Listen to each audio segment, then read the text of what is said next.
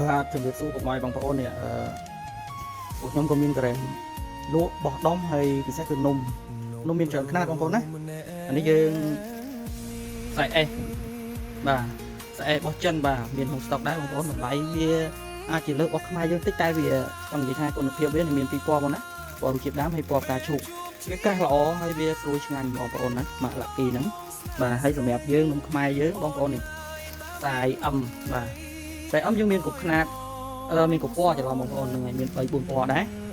សម្រាប់ខ្សែ M ហើយបើនំផ្អែមបាទនំផ្អែមបងប្អូនណាវាខ្ចប់មានខ្យល់ប៉ោងជួយការពារហើយមានខ្សែ S បាទហើយខ្សែ M មានដល់ពណ៌ខ្មៅទៀតបាទខ្សែ M មានពណ៌ខ្មៅ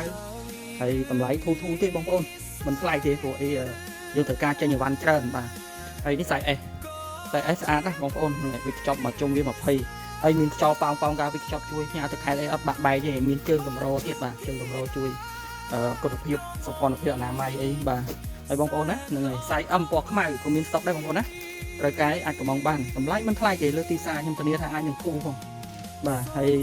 វាមានខ្សែ M មួយទៀតបាទខ្សែ M មាត់ស្មើបាទខ្សែ M មានពីរប្រភេទមាត់ប្រឆិតបាទនេះមាត់វាប្រឆិតខ្សែ M មាត់ប្រឆិតហើយខ្សែ M មាត់ស្មើបាទប្រវ៉ាន់ទំនិញរបស់ចិនបងប្អូនហើយការវិចប់អីមានការមាំទាំល្អណាស់បាទហើយទៅការកំងអីអាចកំងបានបងប្អូនណាហ្នឹងហើយអីវ៉ាន់មានច្រើនបាទហើយយើងមានបោះខ្មែរនោះបាទនេះ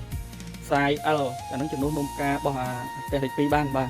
ធូរថ្លៃទេបោះខ្មែរយើងដែរបាទហើយខ្សែ L បោះចិននេះយើងមាន2ពណ៌បាទផ្កាឈូកហើយហ្នឹងពណ៌រសជាតិដើមបាទតម្លៃធូរស្អឹងថាធូរជាងបោះខ្មែរយើងព្រៃខ្ញុំចែកគុណមើលបាទធូរទេបងប្អូនណាត្រូវការអីនំផ្អែមខ្សែ S នំផ្អែមខ្សែ M ពណ៌ខ្មៅនំផ្អែមខ្សែ M មាត់ស្មើមាត់ប្រឆិតមានទាំងអស់បងប្អូនណាត្រូវការខ្វះនំអីយកដាក់ក្រែមលក់ក្រែមកាច់ក្រែមតុនក្រែមអីក្រែមបៀកក្រែមរឹងអីត្រូវការអាចកំងបានអស់បងប្អូនណាហ្នឹងហើយមានស្តុកច្រើនគួរសមដែរបងប្អូនបាទអរគុណច្រើន